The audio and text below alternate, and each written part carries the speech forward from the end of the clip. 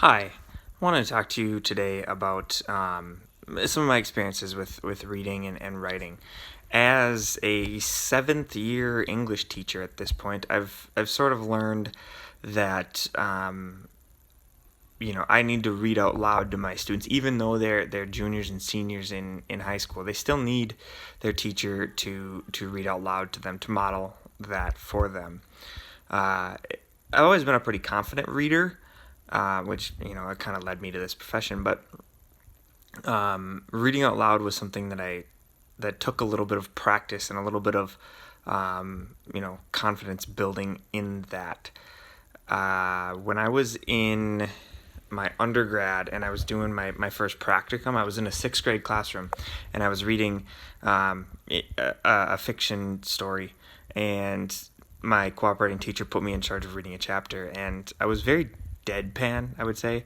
There wasn't a lot of inflection, there wasn't a lot of changes in tone when emotional moments happened, or different characters were speaking, or anything else like that. And he kind of got on me about that, and I'm glad that he did, because it's definitely changed what I've done to this point. And I've gotten a lot better at it.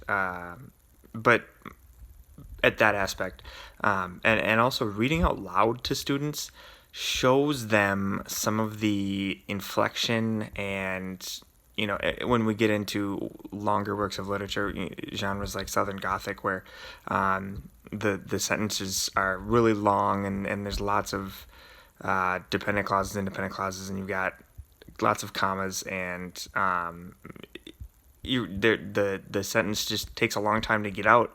You can kind of lose track of that, but they can be so powerful, and students miss some of the beauty of that language.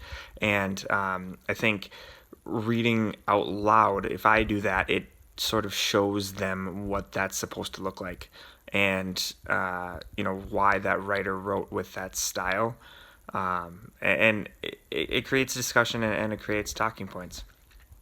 Now, for the purposes of this class, which I think is interesting I've started to do this year, is given the fact I'm in this class, I'm using Edpuzzle to flip my classroom.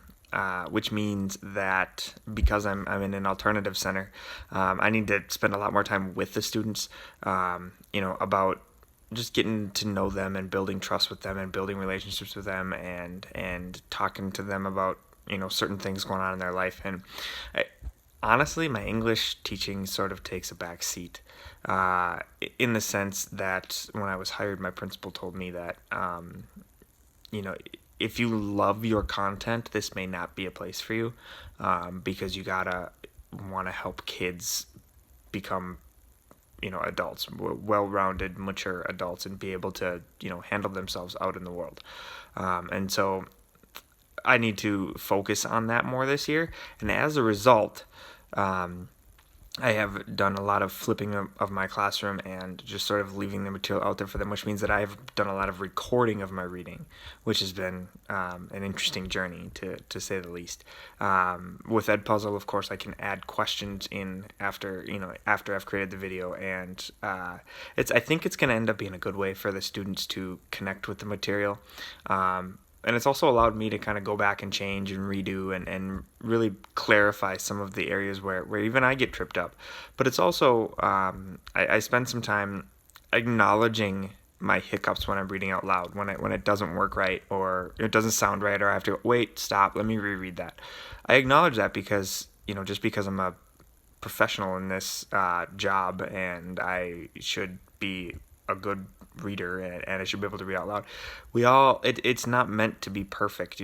Everyone sort of struggles, and everyone needs to go back and redo, and they need to see that out of their teacher too. I think that's one of those things that makes reading approachable. So I try not to make it perfect, but acknowledge some of those hiccups when they happen on my end. And so I'm excited to see how that Edpuzzle experience goes, and what that looks like for me this year.